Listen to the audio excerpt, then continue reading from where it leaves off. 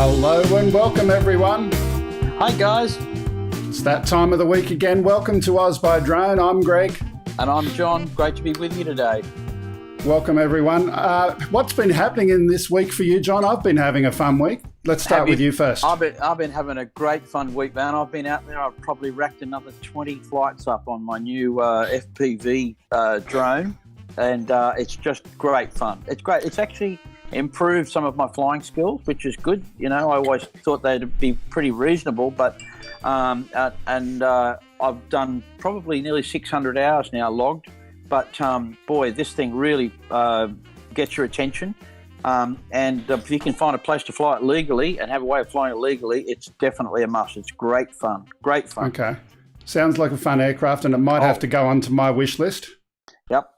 Well, not flying related, but just to share with you one of my things this week, and I've got to apologise to my producer and my wife.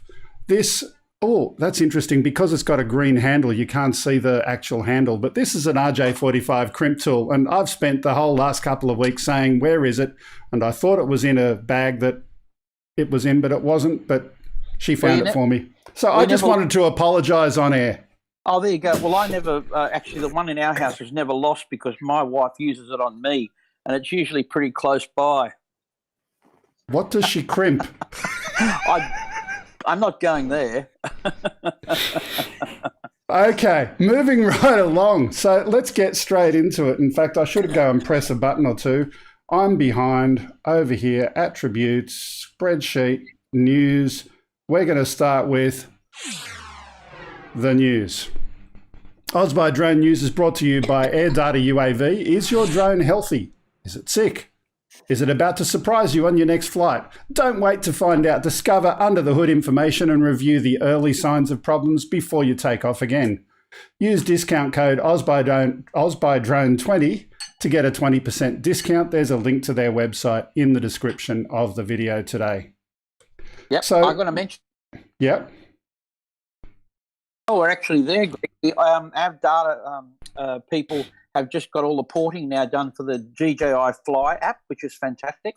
So there was sometimes a little bit of inconsistency there when you flew the minis or the Mavic 2 Air. It would sometimes jump in and only keep half the flight doing its automated, but now they've sorted that little glitch out, which is great.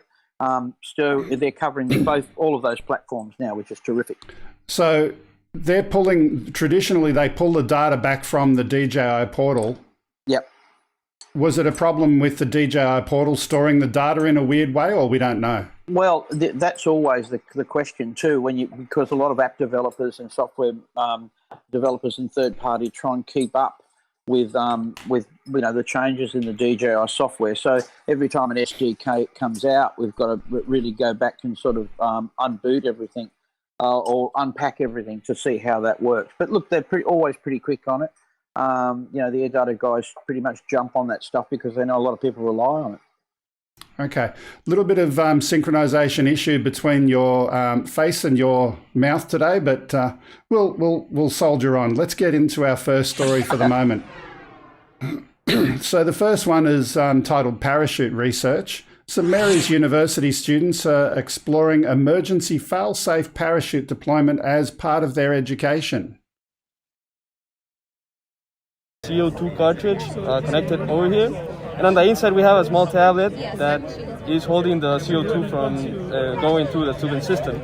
So when we did deployment using an Nikon wire, we are burning up the tablet, allowing the air to get out, and then as it flows, these parts over here will extend out, which will stop the propellers from spinning, and also the air will flow up to where the parachute is here at the top, ejecting it upwards and like having the system deployed completely.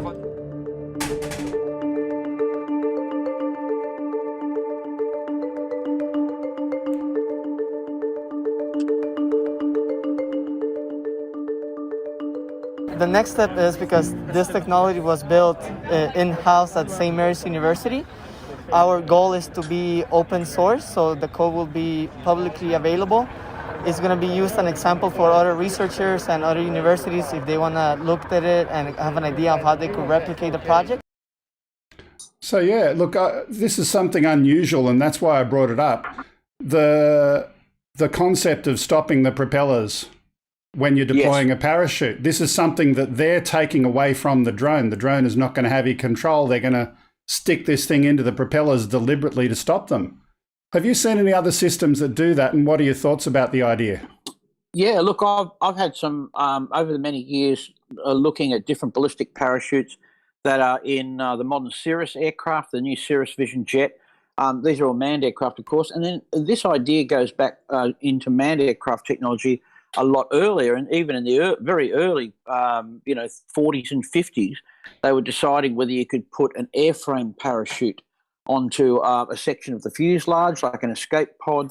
So this has been around for a while, and good on them for 3D printing up some examples and working out a way. One of the things that Cirrus had a problem with is the propeller and stopping the propeller, and so there are all sorts of safeguards involved. The last thing you want, of course, is the parachute to get entangled in a prop. That would ruin the whole day. And having said that, ballistic parachutes in manned aircraft still pose a risk to the occupants. And so the only time that I believe many people would use a cap system, or they call it, is if the airframe fails. And so here's the thing. If you've just got a situation where you've got an engine failure, you may still end up with a falling object. However, if an aircraft, a fixed-wing aircraft, has a wing fail, the parachute's going to be your best bet to survival. So I think there's got to be some talk around what are the scenarios that we use a parachute. Obviously, once it's falling at a certain speed, any kind of UAV is going to help save those people on the ground. And great, I think great. I encourage those university kids are really thinking about what might unlock more potential for us to fly within 30 metres of people, or in terms of populous areas and so forth. So, yeah, I think it's great. There's still a long way to go, and parachutes have been around for a long time. We still haven't worked it all out yet, that's for sure. And just to share that their design did include some technology to detect failure scenarios as well, independently of the aircraft. So a lot of good thinking that they're doing there. Let's move on to our next one. With the new DJI FPV drone causing so much excitement among the first-person view flying community, this is a homebrew project to consider. Build your own cockpit ground station for even more immersive fun. Still, if you think the whole thing looks vaguely preposterous, think back to Howard Hughes in his flying model of his Spruce Goose back in 1946, and he was sitting in a ground station with a stick for that as well. His was much more elaborate than what we see in the video, but even a billionaire like Hughes didn't have access to anything like FPV goggles. Let's have a look. You ready? Buddy, I'm good to go. All right, give me the throttle. Hey! Wow! You are a rocket ship. I feel like I'm in a rocket ship. That was 0 to 120 in 3 seconds. That acceleration was real. Oh my gosh, this is so smooth. That's epic. All right, I'll let you catch up to me. Are you on me? Yeah, I'm good. I'm good. All right, this is so easy to fly. Good enough. All right, I'm just gonna feel this out here. I want to just try a roll, just a couple basic things. I am ready. Roll. Whoa! That was cool. Again, roll. So yeah, this aircraft was apparently flying at 130 miles per hour or thereabouts. Yep. Mm-hmm. And they were having a lot of fun with it. I do encourage people, go and click on the link in the description. That's only a small fragment of the entire video. There's lots more to see about how they built it, what they took into consideration. There's a whole lot more to look at. And I think it was a lot of fun. It was great fun. I liked the idea that they were both spotting for each other as well with goggles, which is clever. You think about that. You've got your observer there. Put goggles on them as well. That works, doesn't it? I can't see why that wouldn't work. There were other people out of shot. I'm just having fun. So great idea. And you see the seat that is sitting in. One of the things about simulators for FPV is, simulators often they've got movement ones where you're actually moving, and static ones where you can just train for other types of cockpit things.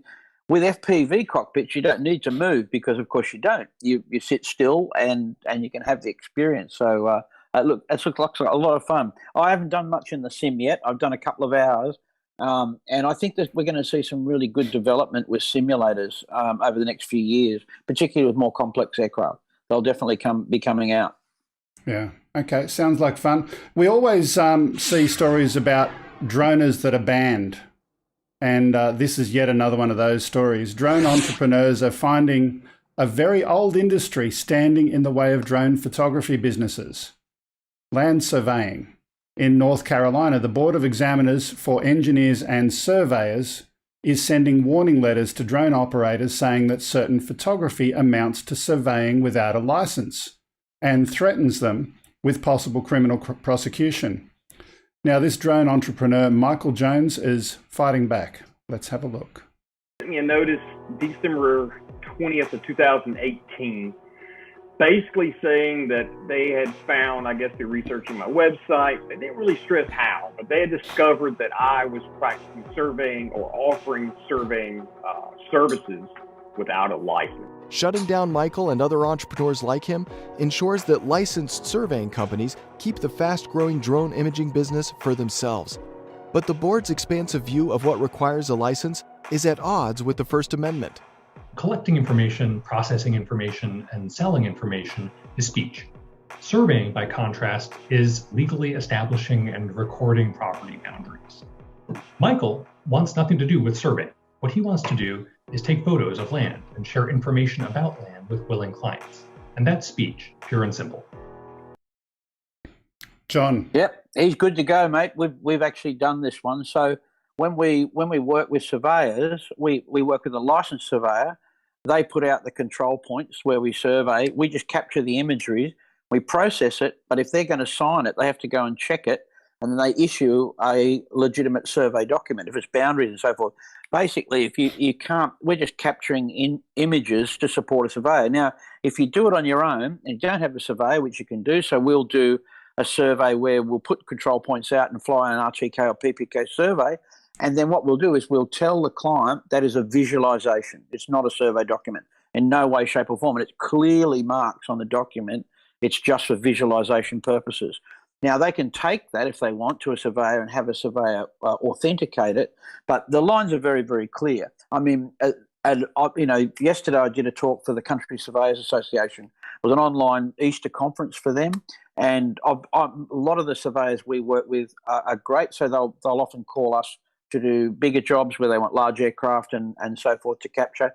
And two of them we've got flying already, so we've set them up with basic Phantoms and PPK solutions so they can do their own flying. One day, every surveyor is just going to have a 2 kilo quad that they can capture small lots with RTK. It's a no-brainer. They're just going to do it themselves. They will do it. At the moment, they're wanting to keep it for themselves. That ain't happening. And you will always be able to capture visualizations. Long answer, but no, doesn't fly. Well, it does fly for him anyway. He's definitely flying. But ultimately, it comes down to the intent with which the product was prepared. If you're saying this is a survey quality document and certified as such, then yes, you need to be a licensed surveyor. If you're not saying that, then all bets are off. That's right. And and when I'm saying this, I'm looking in the other screen at Lloyd, because if I can get, he looks bored or he's going to sleep, right, then I know that I have to come in with a pun or a joke at some stage to get him going. So there he is, he's woken up. But other times, that's how I know exactly how much to explain here, because by the time he's nodded off, everyone else has too. Well, it's, this guy was doing these probably as courtesy flights and getting paid for them. And, it's the typical bureaucrats in the United States. If it's good, they want their slice of it. And you got to remember, this organization is a bunch of engineers, and nobody can screw up anything faster than an engineer. The engineers screw it up, the technicians have to fix it. Yeah, they have to. That's right. Someone's got to go back and someone's got to go and fix it up in the end. Yeah, they do. Yeah, so John, you were saying something? No, just that, look, the only other thing to cover there, so just to be careful, if you provide data in any way, shape or form that someone is going to use, and survey data is just one case, But remember that even if you're flying, particularly when flying in the excluded category or commercial, the professional indemnity is important. So someone might take your data, make a decision that costs a lot of money, that they might come back and say, hang on, your data wasn't right. And so you need to cover that, be very, very clear with what you produce and send off that might be used for engineering purposes, because your surveyor, if you're using a license, should have the professional indemnity to cover themselves.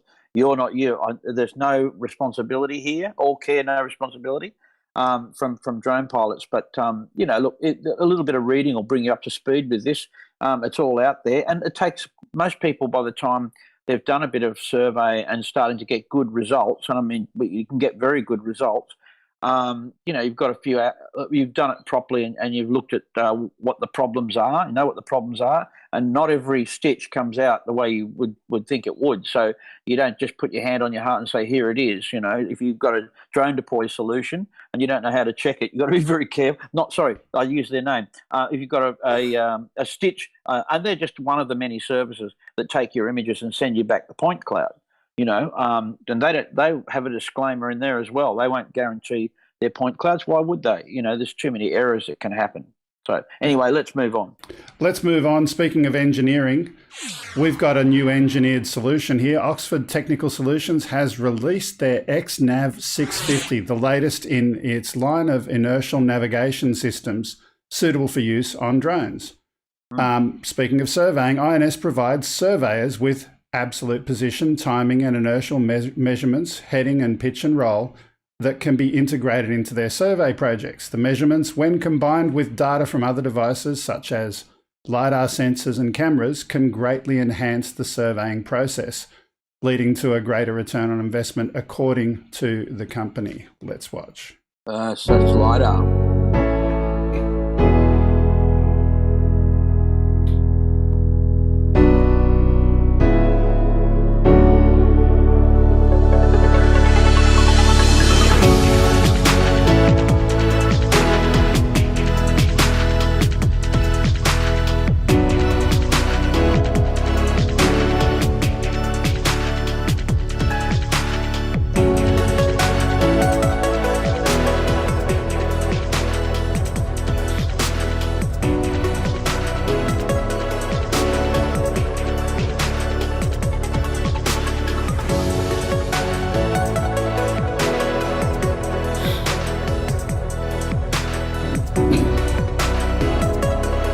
So, John, while this is playing, I'm going to ask you a question. They're talking about an INS solution. Briefly summarize INS, GPS, PPK, RTK, all of these different terms that ultimately relate to positioning. What do they all mean? What's the difference between them, and what do you need if you want to do it right? Okay, I'm going to keep my eye on Lloyd here. INS, Inertial Navigation, Inertial Nav System, is really basically what our IMU is, or Inertial Measurement Unit. And so those systems were developed very early before GPS, and they were used in airliners to cross the ocean. Now that technology is very, very good when it's used with accurate GPS as well, like multi-band GPS. There's a couple of things. I mean, without looking at the specs of the box, I think it's an all-in-one solution. That box it looks like it's retrospectively attached to other aircraft like Phantoms and so forth. So that one of the things that's interesting there is, Greg, is that there's another solution that we use from a company called MLID. It's called an M2 multi-band GPS. So it collects, and traditionally what you would do is, and I'll make this real simple and quick. When you have two GPS signals and you're triangulating them and they come in, what you're measuring is the time the signal takes to get to you. So at the speed of light, and all of the GPS units have a clock, an atomic clock in them.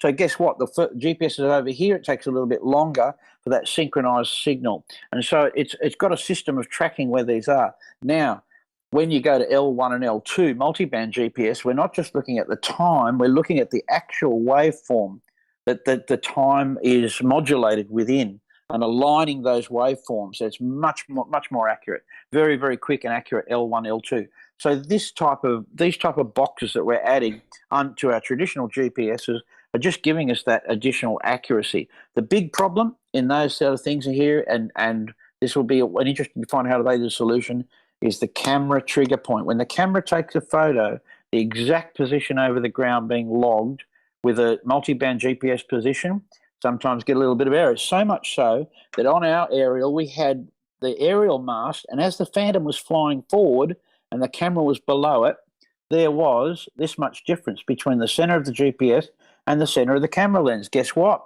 That's an accuracy that you can't have in a detailed survey, 10 or 12 mil. You can get less than that if you actually take care of it. Anyway, Lord's going to sleep. That's where we'll leave it. Okay. Unless you had an antenna hanging out on the front of your drone, which is definitely possible, but probably beyond what most people want to do. Well, well, look, there's a few solutions out there, and they're all good. And just go for it. Check them out. LiDAR, if you're attaching that to a LiDAR unit, you're talking about a large aircraft. And anyway, these days, the only LiDAR solution that I reckon these days is that the new Z1 from DJI. The Zenmoose LiDAR is unbelievably good. Unbelievably good. Okay. We'll have to have a look at that in more detail with you picking it apart sometime soon. But for the moment, we've got one more story before we bring in our guest. And in fact, we're going to bring up his microphone during this story as well. Our guest in a little while is Alex. But for the moment, we're going to have a look at drone footage that has captured Australia's East Coast floods. For those viewers outside of Australia, it's been pretty bad recently. We're going to show video capturing the floods to their full extent with houses submerged and parts of cities no longer accessible.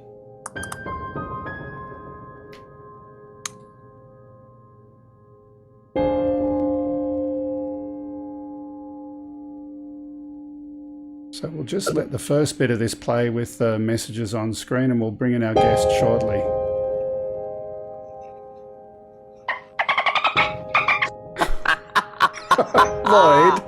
Lloyd.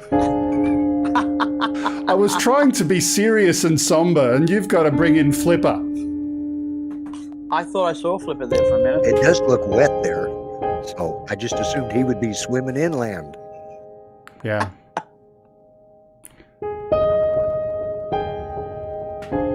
Let's introduce our guest, Greg, because I'd love to hear. Alex has been right in the middle of all this. So, Alex, well, your mic's up. We're going to let this play in the background. I'll just turn down some of that music. Tell me, you live right in the middle of all of this. Yes, good morning, everyone. Yes, I certainly do. And I had an emergency situation with my horse being in a flooded part of town and had to wade in on the Friday night with the waters rising and clearly posing a threat. And no one seemed to appreciate or understand or convey exactly how fast and how hard it was going to come. Yeah, I'm just going to mute John there in the background. He's disappeared for a moment. But so this is footage that you've taken. You didn't take that first little bit, but this is footage from in and around your town. Yeah, that's right. We had a huge, relentless build-up to this point, weeks of wet weather, and then days of very intense rain, which brought on the flooding. We have a tidal factor in this as well, and that so that water level goes up and down with the tide and the rain, and of course the downflow from the catchment.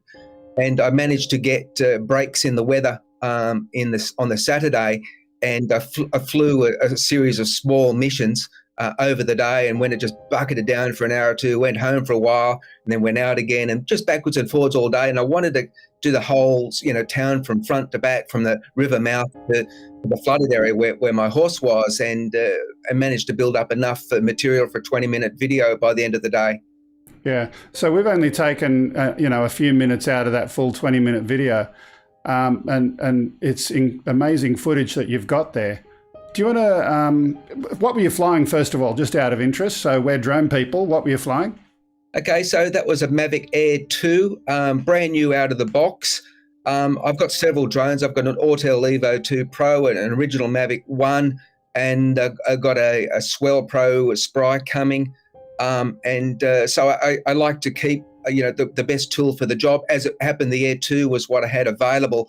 I normally run a series of flight tests on a brand new machine. I go to a nice local park with lots of soft grass and physically test the machine and the control and make sure it's obeying things. And then when I'm satisfied all the flight controls are working, then I go down to a long remote beach and I do some long range tests to just see what the performance and battery and transmission and telemetry is like. But on this occasion, I only just got that drone, during the week, and only had the controller hooked up to it, and I had to send it, as the saying goes, and just trust that the product was going to do the job, as I know it always would be. But I need these things typically physically confirmed for my happiness first. But I just had to send it because the Saturday with the breaks were the only and first opportunity that I had. Yeah. Okay. And your background, you've been a still image photographer for some time, and you're moving more into video photography and drone flight? Yeah, my core background, I'm a qualified geophysicist and had worked for some years for software and mining companies writing software, and also going out into the field. So I'm used to technology in the field and analysis and all of that. And over the years, and particularly with the move to Port Macquarie relatively recently, 2017, I decided to take my love for photography, which is a parallel interest, and pursue that.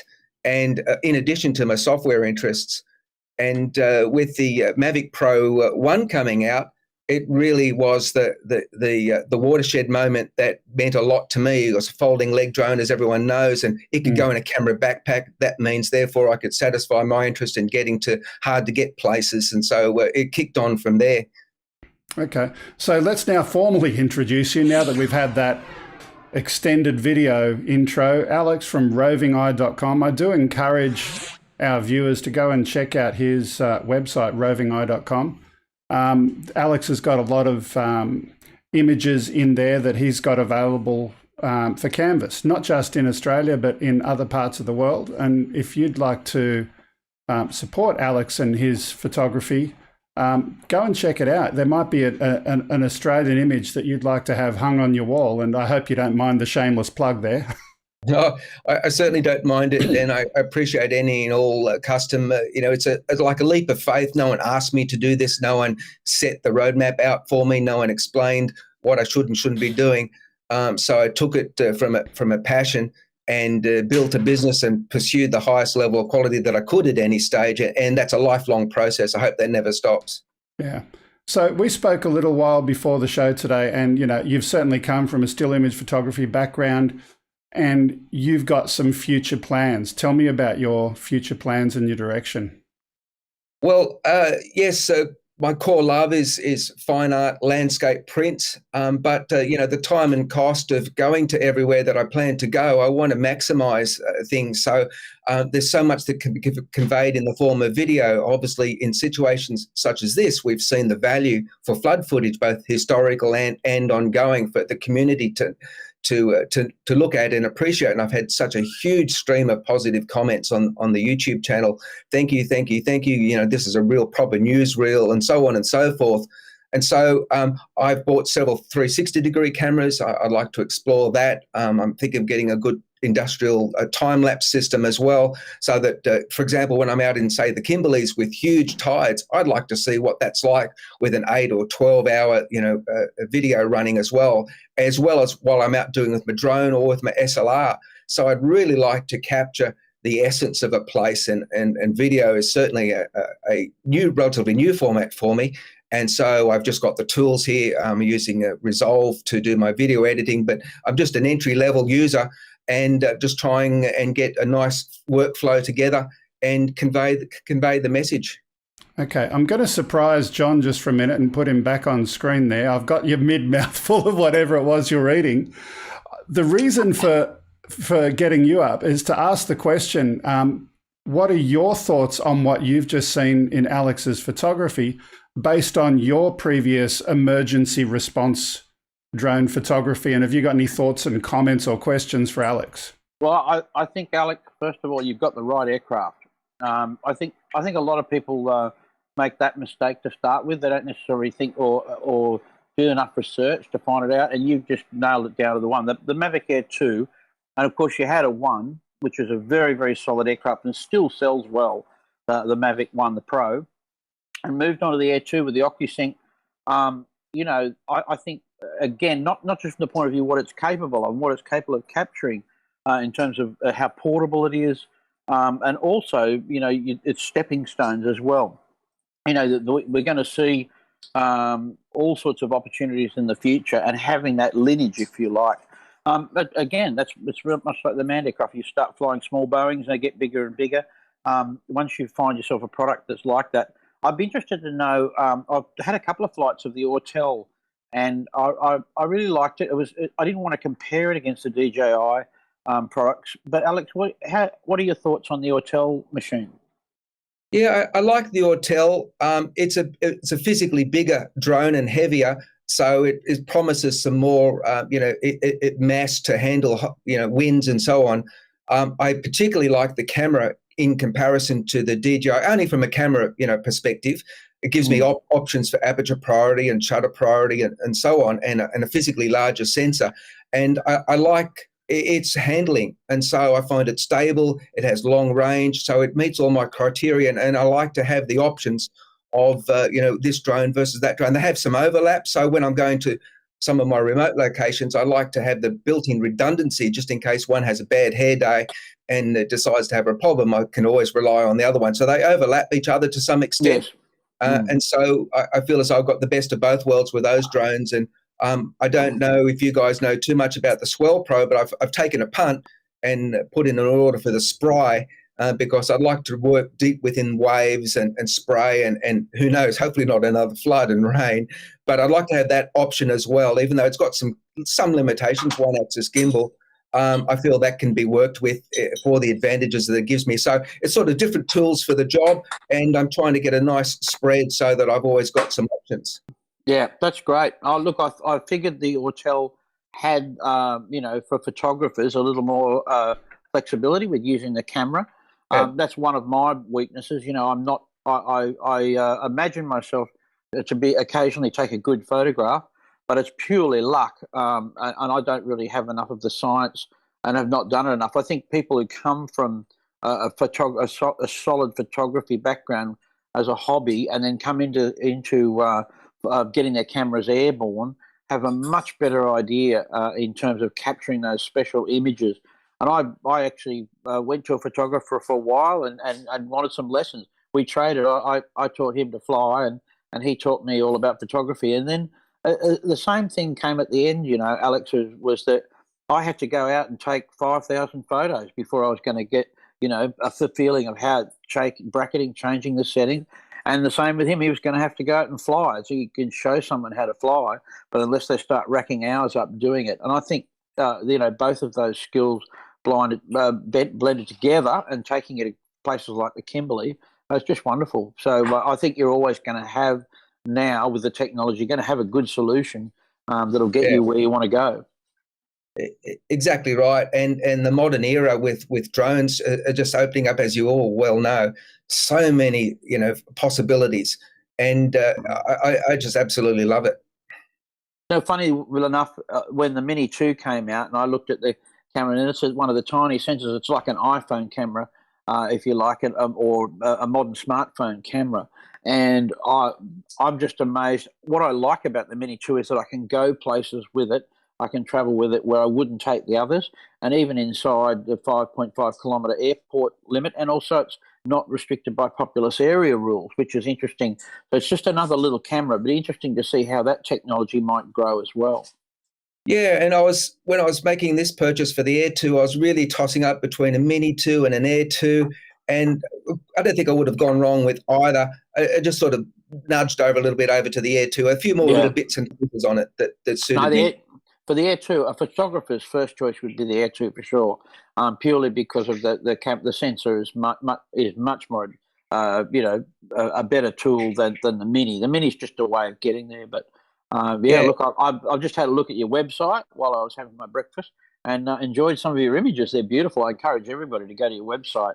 Have a look. And just on that topic, we've got a comment from Losco Hikes. Beautiful photographs on your site, really inspiring to get out there and explore more with the drone. So you're inspiring our viewers. Yeah, travel, I find the outside world inspiring and the natural beauty inspiring, and that's why I'm making this significant investment that I am, without necessarily being immediate customers for it, so that I can go to these places. And if I had to hike 10 kilometres, as I sometimes do, I'll take the Air 2, and otherwise I'll sort of take the slightly heavier, Autel for other jobs. So horses for courses. Yeah. So let me just leave you with the pretty open question. Have you got anything else that you would like to say to our viewers about your business, what you're doing, and anything interesting you want to share? Oh, well, thank you for the opportunity. I appreciate that. I've set this up to pursue my passions.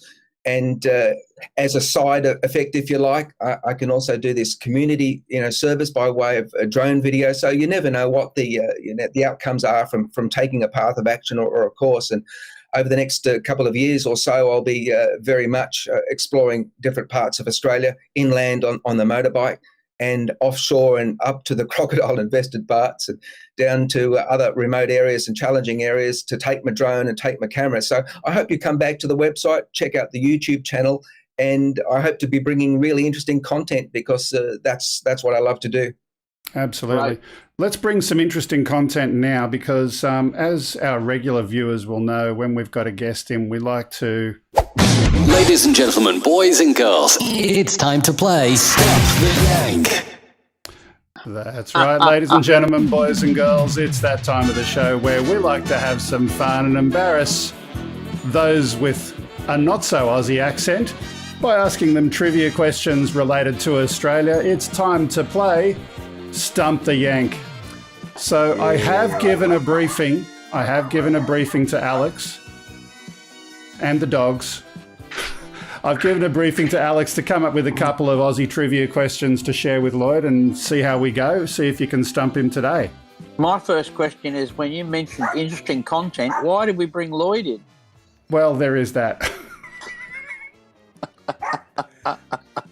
What do you got for us?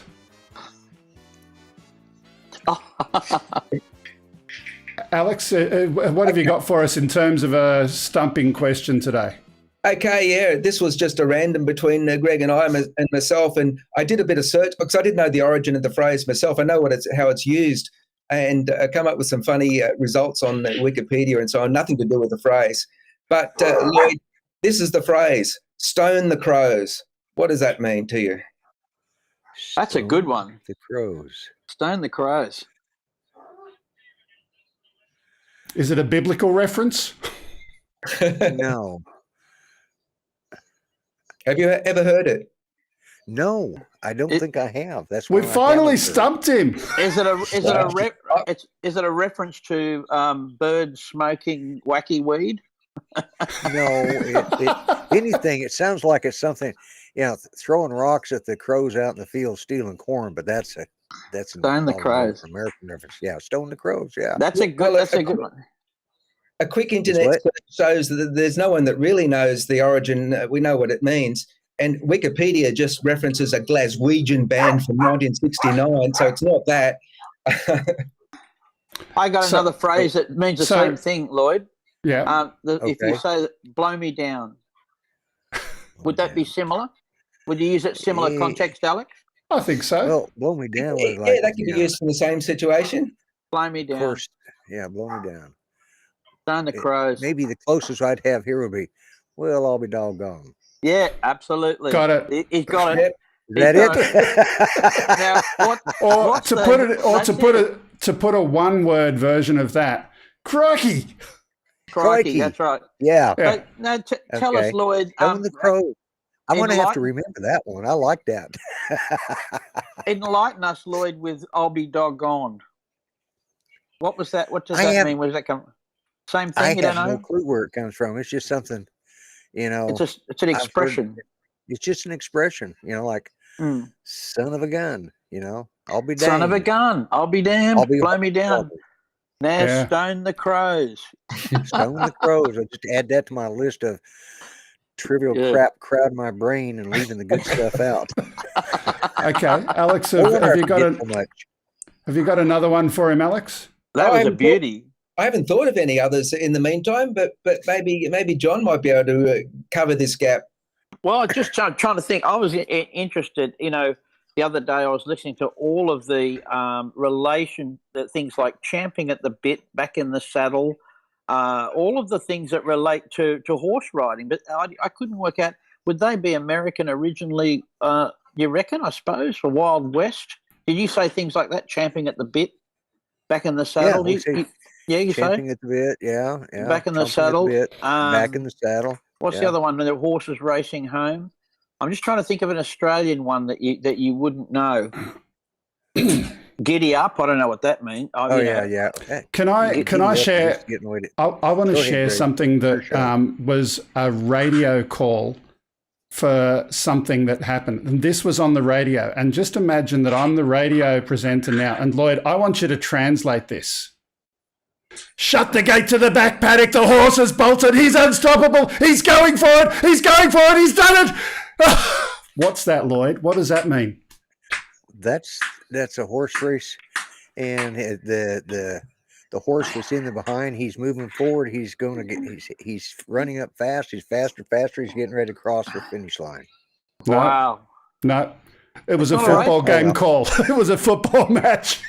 All right, so a horse or a football player, they both got the same IQ. Hey, what's interesting is that one day, if we've been around long, there may be drone language like that. Champing at the bit, like back on the thumbs. Let's make up a couple. I can't think of it. Darn it, lost it again. Or the other one that we get on flight tests sometimes. What's it doing now? Okay. Well, I think Alex, just so everybody knows, this is a drone channel. I want you to know, I flew my drone this week. Oh, hang on. Oh my goodness! Can we have a quick report? Hang on. We need a motorbike screeching at the with the brakes. Hey, Lloyd, show us the parts. No, I landed. Not only that, there is video evidence. Doc Murdoch actually has video evidence of me flying a drone this week. Oh, that's fantastic. That's good. And I did a ride along with an FPV. That was smoking. Oh, yeah. Did you have a fly of it? Did you ever try? No, he wasn't going to let me touch his drone. He's smarter than that. He knows I'm crap at flying. My drone went up, circled around, came back down, said, "There we go. I've flown." Oh, that's good. Sharing the FPV experience is one of my dilemmas at the moment, Lloyd. So you talked about your friend, because I want everybody to see what that feels like to fly FPV in that sort of circumstance. But then I'm terrified to give them something that goes 140 kilometers an hour low to the ground. Speaking of ride-alongs, though, John, next week is our global fly-in. Oh, great. Okay, it is. Okay, first week of the month. So the question is, how can we get images from the DJI FPV into the show? Has anyone done it yet? Well, you've got a HDMI output on the GOGs. Okay. And so there's a solution there. Probably. Yeah. I'll have to work that out. It's got to. The other thing, yes, there is, because there's a USB-C port on the version 2 goggles. And as soon as you plug your phone in to it, it springs up with the actual image that the gogs are seeing. So it's like a live camera feed to the phone. So I might, but I'll put that on notice. I might have a look at that this week, because it'd be great to be sharing those. Oh, look at that. So that's what I did to my Air 2. I put a bright orange wrap on it to be seen for miles, and I also got a top-mounted strobe. I also carry a airband radio, and I got one of the electronic flight bag apps to check, because I got a pilot's license as well. So I want to make sure when I'm flying out and about, as well as keeping to all the rules and regs, I bring on every possible layer of everything in the operation, so that everyone knows what's going on. Yeah. Okay, I can see of a lot of flight in the next little while over things for insurance companies coming your way. Yes. Absolutely. Oh, look, I don't know. And a number of people have come with a comment, say it's good historical footage, and it is a good record of the town. And thankfully there were some breaks in the weather to do it. And I think a lot of people will be interested to see the extent of flooding and where it occurs and where it doesn't occur. Just a couple of meters makes all the difference. Yeah. Okay. Yeah. Well, that's all we've got time for our guest today, for Alex. Thank you for being Alex. part of the show. Please, if you wish, meeting you, stay Alex. in the chat room. Chat to some of our viewers there. Maybe you might even sell a couple of paintings. Does anyone want to buy one of Alex's canvas prints? That'd be really cool. Now Gigi's going to have me go Thanks, look guys. at I'll his hang work around tonight. and appreciate the invite to come and chat. And thanks for listening. Good on you, Alex. Thanks, Well done. Alex. So let's move on. It's time to get to our next story. And the next story is titled Police Approval. The Milwaukee Sheriff's Office has established a new drone unit. In a media briefing, drones featuring FLIR, infrared, and speakers and mapping capabilities were pitched for public safety. Now, just before we play that, I'm just going to say I wanted people to have a listen to what was actually being said by the police to justify their purchase. It's just interesting seeing this firsthand. So have a listen. Has the FLIR technology, where you're able to use, it looks at heat to be able to find heat sources, a subject. So the benefit to that is, we have a vast county park system, a lot of areas with a lot of trees, and there are times where you have, maybe a subject that's lost or fell and got hurt, and now the drone can go up, and the drone can use it, and FLIR technology can find the person so that now officers know how to get to that person safely and quickly. So why use a drone? It creates the ability to create 3D and 4D view of a crime scene, thereby capturing a greater evidentiary understanding of a scene post-incident. It benefits the traveling public by restoring traffic flow and decreasing potential officer safety situation.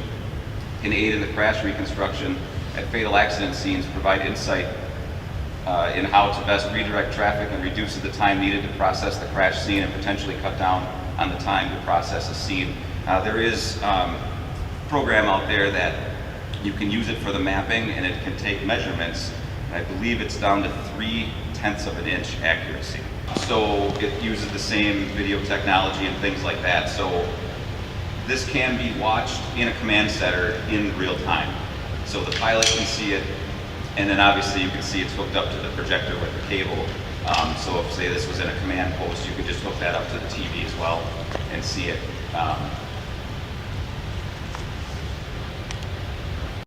So they've actually got another room with the drone. Oh, it was still playing a bit more. There was another room with the drone, and they're deliberately going and showing someone hiding behind some walls and partitions in that office space next door.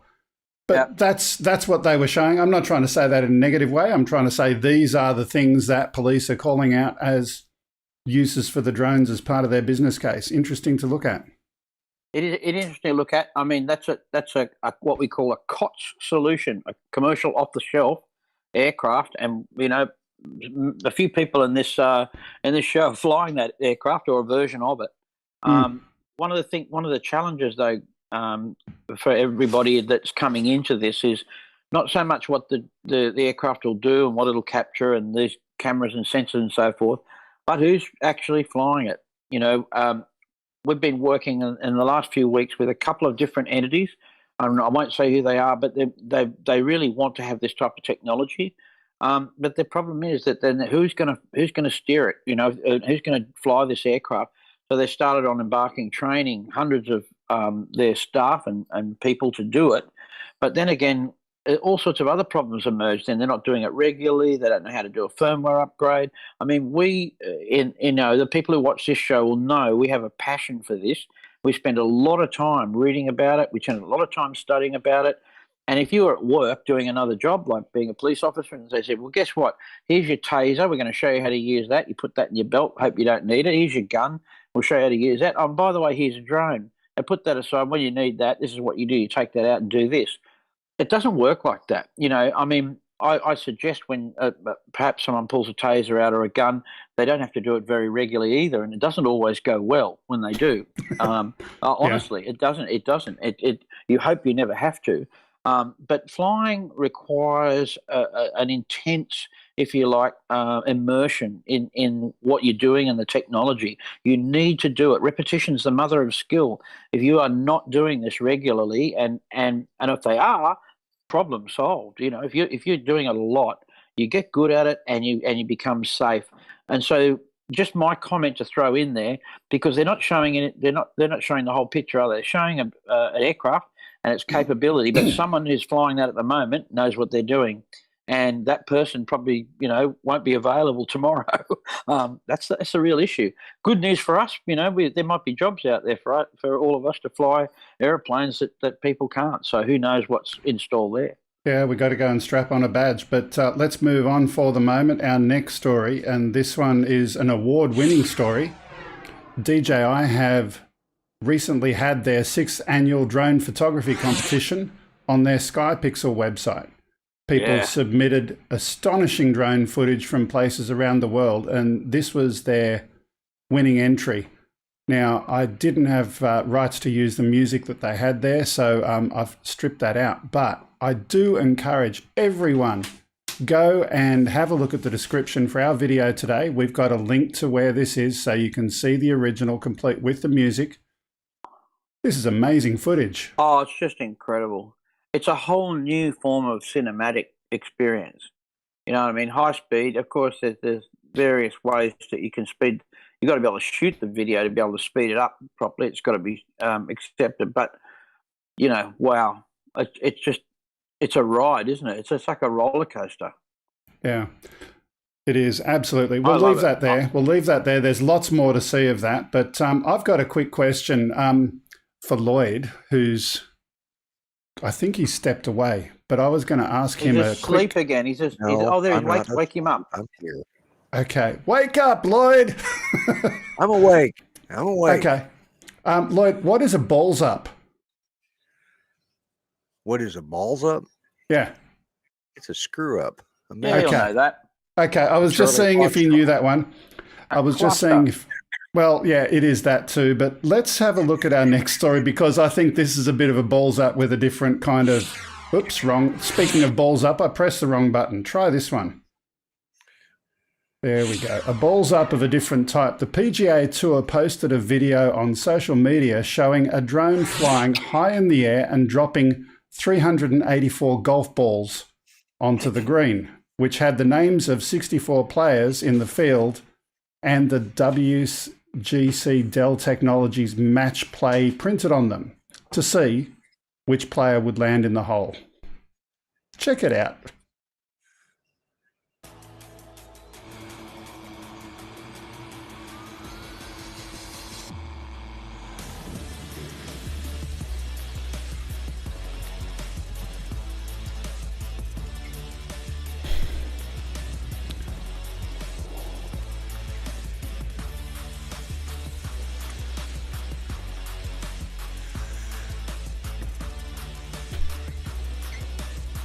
Well, someone got a hole in one.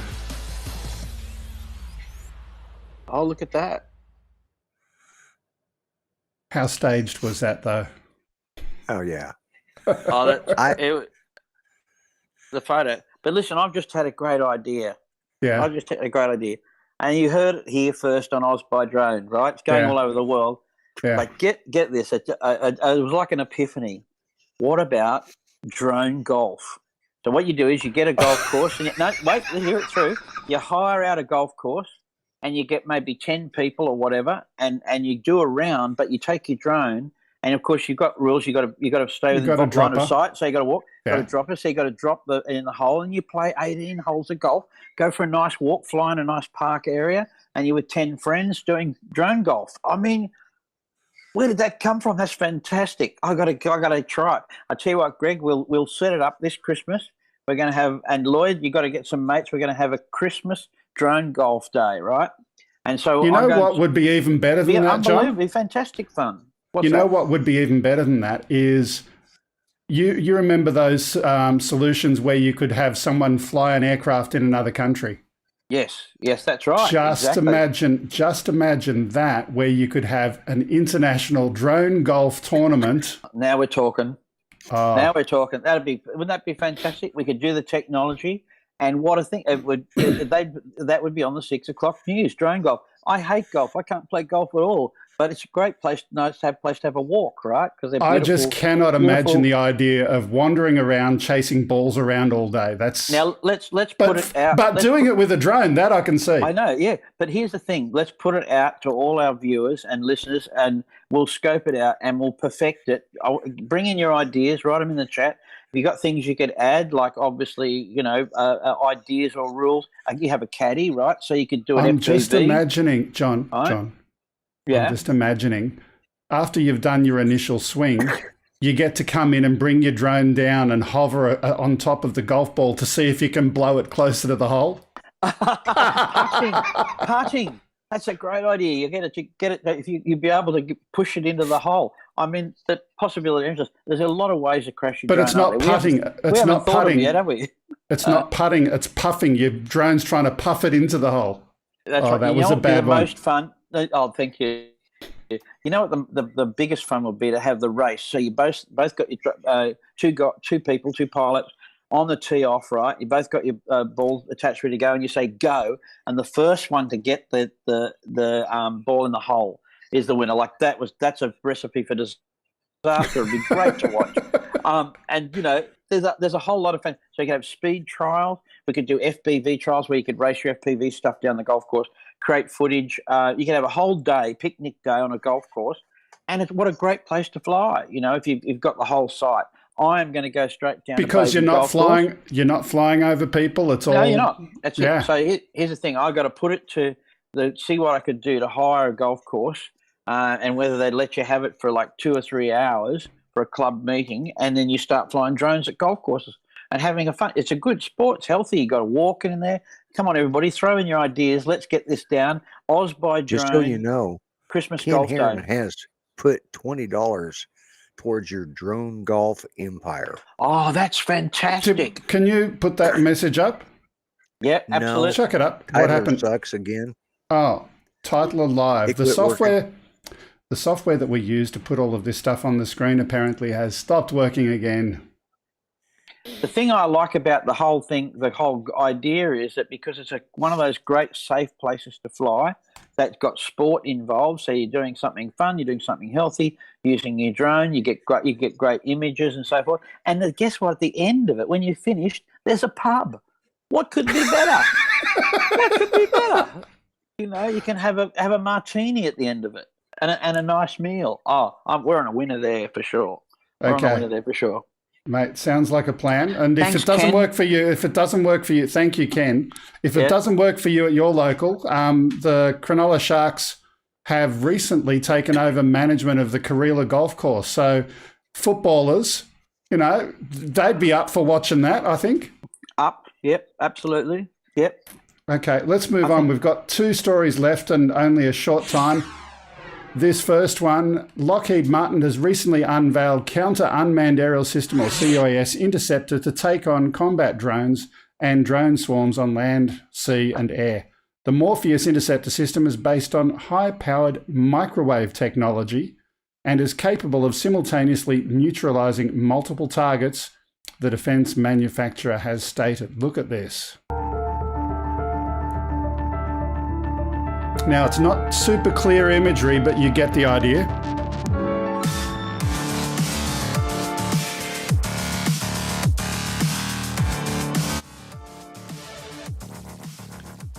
Straight down. That is one cooked drone. Yeah, wow. That's interesting. Have you seen counter UAS with microwave before? No, not really. I haven't. I don't know what sort of microwave under the hood there is, but I'm going to go and check it. Put your Mavic 2 in the microwave and see what happens. Probably wouldn't do well. I'm just thinking all those UAS operators, they must be Unix because that much microwave, they will be after they use it. They will be. Yep, exactly. Yeah. I'm just wondering if the if that particular product has a secondary purpose of you just put a frozen chook in the field and make your dinner. Yeah. Anyway. Yeah. Heat it up. Exactly. One more story, and this last one I titled Mail Overload. Why did I call it that? I can't remember. Oh, yes. Container ships are having a rough time right now. In addition to extreme weather and power outages, ships sailing across the Pacific to the US have lost 2,980 containers in only a few months. Wow. That's more containers lost in just 2 months than the region would usually lose in a whole year. The biggest loss of these recent months came from the One Apis is the name of the ship. It lost 1,816 containers after sailing into a strong storm on November 30. Drone video caught the loss, and the video is stunning. It didn't actually see the loss of the stuff, but you can see what's left on the deck. What's missing, yeah, exactly. Hey, Greg, I had made an order from wish.com and it didn't arrive. Maybe that's what happened to it. Maybe it's in the ocean somewhere. It's the bottom of the harbour scheme. I thought so. Yeah. Boom, boom. Aussies would understand that. Sorry for everyone else. Just means that they're having a lend of us, are they? Yeah, something like that. But check that out. That is amazing. Well, they just overload the things, don't they? I mean, you've got to cover your load, tie it down, and if you're going to take it to sea... From the looks of it, it would have just been better if the whole ship had sunk. That is the something like that. ship I've ever seen in my life. Now, hang on a pink ship. A pink ship looks better than the ones we see down here a lot, you know. Got rusty and someone's given it a coat of paint at least. Yeah, there is that. Speaking of videos and sending in something nice, you'd love to send your information to us, upload at gregkuhnert.com. Send us something. We would love to share and feature your content. Or if you would like to follow us at OzByDrone on YouTube, Twitch, Twitter, Facebook, DLive, Smashcast, you name it, we're there. All of those different platforms. It's always OzByDrone. Please do subscribe if you're not already a subscriber so that we can make sure you're going to see these in the future. If you would like to send us anything, and we encourage the sending of postcards from around the world, send it to 5/127 Princess Highway, Sylvania, New South Wales, 2224, Australia. Okay, Alex, you're sitting there in the background. I'm just going to ask if you've got any last words to say today. Where are we? Let's get you up on the screen. There he is. Hey there. I resisted the temptation to go and get a cup of coffee in case such a thing happened. But thanks to everyone for all the emergency services that are converged on our town. We've had a huge influx of every agency known to man. Every 3-letter and 4-letter acronym has been here and helping with the cleanup. And there's been magnificent community response, volunteers, official and unofficial, and offering of their services, whatever it might be. Everyone is able to find something from what they do and what they have to help others. And we've seen this most magnificent response from interstate coming to help us out. We're not the only place, of course. Up and down the coast has taken a real drowning and a real battering. So thank you to everyone who's come and helped at Port Macquarie. And I'm just going to add something to that. Again, if you are watching today from around the world, Alex has obviously been through a lot. Now, I'm not going to ask you about your personal circumstances, but there's a lot happening in and around his home at the moment. Go and buy a photo printed on canvas from his website. I think that's a really simple way of helping support him and his endeavours in these trying times of what's been happening around there. So that would be really cool. Thanks again, Alex, for being our guest. Cheers. Thank you so much, everyone. All the best to everyone. Okay. Lloydie, last words from you. Well, I'm just glad the flooding is in Australia this year instead of in Oklahoma. I feel for Alex because we were there 2 years ago, so I know what he's going through. So I understand that. And it was a great show tonight, even with John. Yeah, there you go. Thanks, Lloyd. Speaking of which, John, your last words. Now you can get the last word in on Lloyd. Look, it was fantastic, Lloyd, and thanks for letting us interrupt your sleep with occasional jokes and comments. That's really nice of you as well. Always good to have you. Good to have your comment. But more importantly, I just want to say, fantastic to hear, Lloyd, that you actually got a drone in the air this week. I mean, as a marvel of technology and the world scale, I think that's something that we all need to recognise and acknowledge. and just be thankful that you only did it once and that we're going to be safe for the rest of the time. Can I just ask Lloyd? Can I just ask Lloyd, how long is it since you flew last? A year and a half. So all I can say is, Lloyd, you're an old man now. We all know it takes you a long time to get it up. Anyway, moving right along.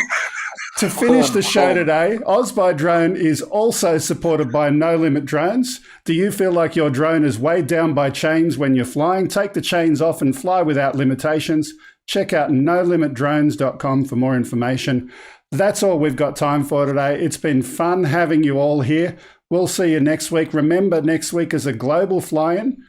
If you want to know how you can get your flight live on the show next week, join us in the Discord straight after the show and we'll talk to you and explain how you can do that. Thanks for watching. Awesome. Thanks for subscribing. See you next time. Bye-bye. Bye, everybody. Have a great week. See ya. Bye, dogs. Bye for my dogs. Bye, too. dogs.